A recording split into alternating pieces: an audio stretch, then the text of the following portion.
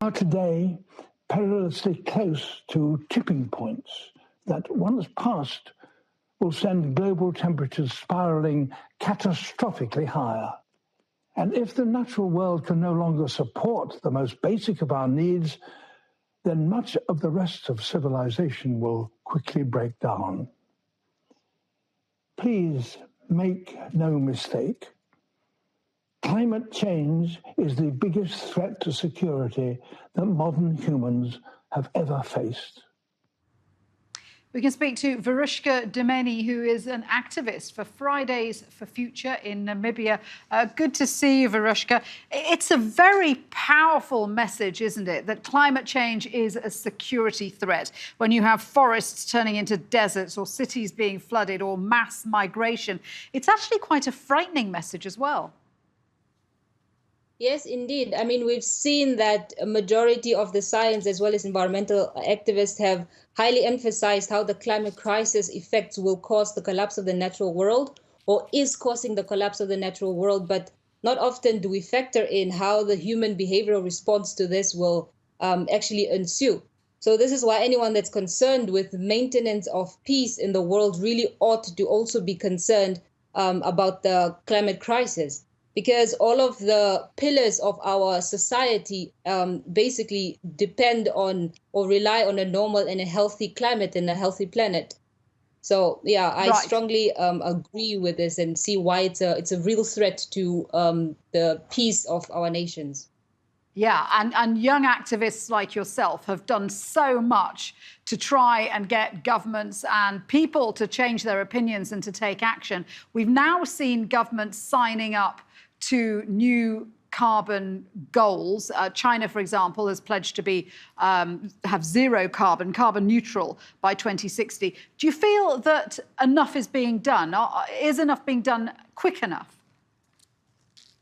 The keywords that you mentioned there is quick enough, because although these ambitions are quite applaud-worthy from all the nations that are making them, the action doesn't really match up with the urgency that these documents are written. So, for instance, any climate ambitions that looks into the future of 2025 or 2050 is a little bit too far. It's a little bit too late, because we are already suffering the effects of the climate crisis. We are already suffering the devastation of the climate crisis. So how is it that we are only putting climate adaptation measures and climate mitigation measures far into the future, as 10 years from now or 20 years from now? So I think that climate action ambitions need to look at the current state of the world rather than the future. These goals need to be a little bit more urgent and have to be a little bit more closer to the state that we are in today, rather than the state will be in 10 years, 20 years.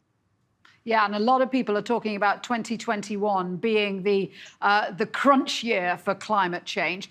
What are you hoping to see from the COP26 climate conference that takes place in November?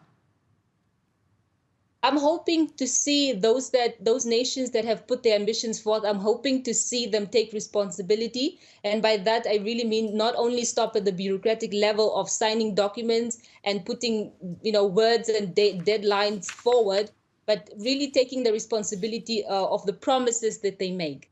Meaning that there should be a follow-up to these nations as to the progress that they have made with all these climate ambitions. I mean, most nations are really being, I don't know if it's a greenwashing scheme, I'm not really sure about that, but a lot of nations are coming out with all these ambitions, but there's really no way of telling if they mean what they say. So we need to really look into the progress that these nations are making. Are they really keeping to their promise, keeping to their goals, keeping to their ambitions? And this goes for not only developed countries, but this goes for underdeveloped and developing countries that are also putting their ambitions forward, countries which direly need climate action. So we really need to hold them accountable for everything that they say in the COP26 and every other COP thereafter. Veruschka, great to speak with you. Thank you, Veruschka Domeni there.